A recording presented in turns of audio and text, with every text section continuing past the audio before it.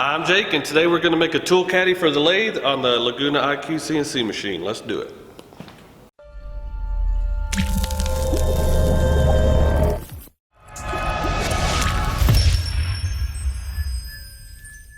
Here's my lathe. It's a Harbor Freight. It was given to me by my buddy David Birch. He got an auction and thought of me, so thank you, David. Maybe one day I'll upgrade to a Laguna, but this does the job just fine for right now. But one of the things you need is a caddy or a tray or a thingy to keep your sanding stuff on, or your buckets of water when you're doing your micro fine sanding and all that stuff. So what I'm going to do is I'm going to make a tray out of, yeah, you guessed it, mahogany, and I'm going to make it to where it's inset, and I'll put some text in it too just for fun, but I'm going to make it where it'll attach like this and like that, depending on how much room I have. So we're going to go to the computer and design this thing. If you don't like the computer work, I'll put a timestamp right here so you can skip right to the action, and there's nothing left to do but to do some designing. So here we go. So here we are. I've already made these cut lists for this project, and I'm going to show you how it works and all that, and then I'm going to show you how I came up with it. So first thing we're going to do, so we'll come over here and go to here so we can see the tool paths. We're going to click on the tool paths, and we're going to preview the visible tool paths. So this is what we're going to come up with. So basically there's just a place that's pocketed out, and then there's text down where it's pocketed out. So let me come over here to a clean screen, and we're going to figure this out. We're going to go to create a new file. It's single-sided. The dimensions are 12 by 18 3/4, and the thickness is 0.885. The Z0 position, or the Z0 position, is going to be on the material surface. The X and Y is going to be set in the center of it, and we're going to hit OK. First thing I'm going to do is make a rectangle around here, and I'm just going to cover it all. So there's a rectangle there. I'm going to close that. I'm going to come over to this offset and layout, because I just want an inch border around here. I just don't want anything to fall out of the tray. So we're going to hit that. I said an inch, but I didn't mean an inch. I meant 3/4. There's 3/4 of an inch. It's going to be the inwards of that line right there, and you'll see what happens here. Offset. There's our new one, and we can delete that one, or we could have had this deleted. This one right here, you can see delete original. You can click that and it'll delete the other one too. So I want these corners rounded here, so I'll click that. I'll go to the rectangle and radius external, and we're going to put a 1/2 inch radius on it, and we're going to apply it. That easy. Now we're going to come over here to tool paths. I'm going to pin it so it doesn't drive me crazy, and I'm just going to pocket it. And you see here we want to go 3/10 of an inch deep, and I'm going to use a 1/4 inch end mill. It says right there it's 3 passes. So we're going to come down here and calculate the tool path. That easy. We'll preview the visible tool path. So there we are. That's pretty good. So now I'm going to come back over here to the 2D view. I click off of that. We'll go to text, and I want to put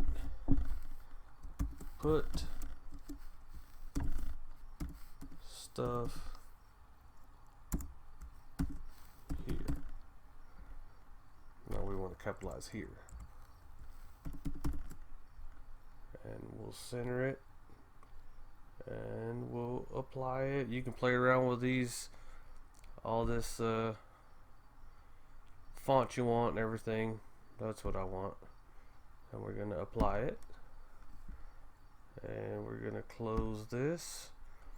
We have this tool right here. It says transform objects. We're going to pick this one right here. It says rotate selected objects. We're going to hit that. And I'm going to come over here and hit and put in 90. Apply, apply, apply. And then we're going to close that. And we want to center that. So we're going to go to here. Done. It's centered. If we want to check if it's centered, you just click on this again, and that's right in the center. Pretty easy. Now we're already ready for another toolpath again, and I'm gonna go to V-carve.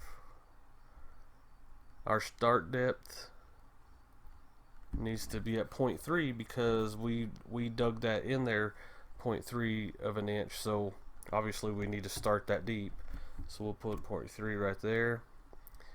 We're gonna go 0.15 deep. We're gonna use a 90-degree V-bit, and we'll calculate it. Pretty cool. Let's preview the visible toolpath and mess with it here. Looks pretty cool. So we only have 2 toolpaths. I'm gonna close that. We come over here with this button right here. We hit save, and then we save each one of these individually onto the computer. We put it on the jump drive, and then we go out to the shop. See you out in the shop. We're back from the computer. I have the cut list or toolpaths on here. Everything's clamped down. We got to get this machine started. If you need a review on the machine or how to use the handheld controller, all that stuff, I have a review video. I'll put it up there. Go check it out if you're interested. We're also going to do some epoxy on this. It'll be my first time, so whether it's a fail or it's good, you're going to see it. I'll show it no matter what. So let's start some music and let's go. We can't use that music, that's lower comps. That's better, let's go.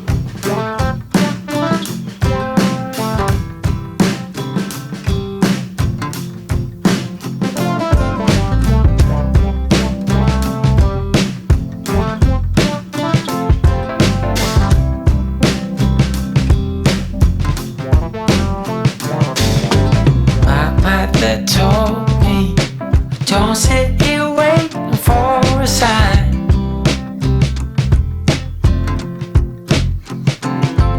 So I'm thinking maybe it's time I put it all on the line.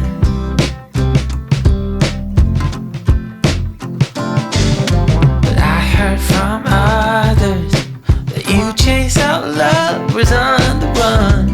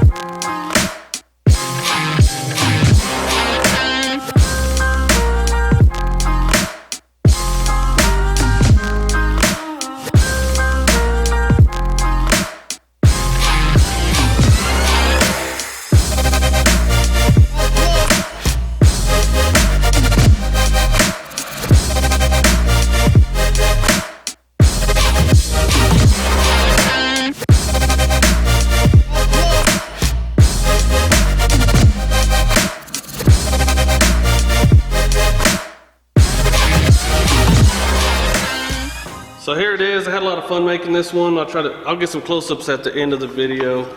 And this is how it clamps on there, real simple. I had to cut the other two sides of these knobs off just so it would all fit through the hole and I don't have to take it apart. And it fits both ways really well, and these don't get in the way of each other. And this epoxy stuff turned out amazing. That's pretty cool. Once again, I'll get some close-ups at the end. This was probably one of the more simple builds, program-wise and all that stuff, but it was probably the most fun because it was simple and fun, and it has a purpose, and it looks good and all that stuff. I learned a lot on the epoxy. One of the things was I did the 5-minute epoxy to fill in the letters before I put the other epoxy in it to keep down from getting air bubbles, and I got overboard with it. I ended up having to Dremel out some of it up next to the surface so you wouldn't be able to see the 5-minute epoxy underneath.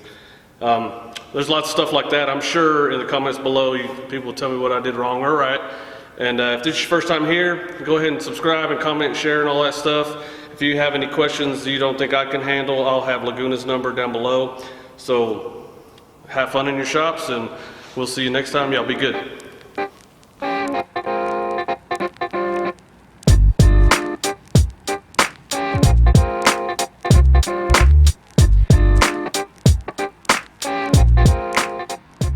Thank you to my daughter Jackie for helping me with the resin.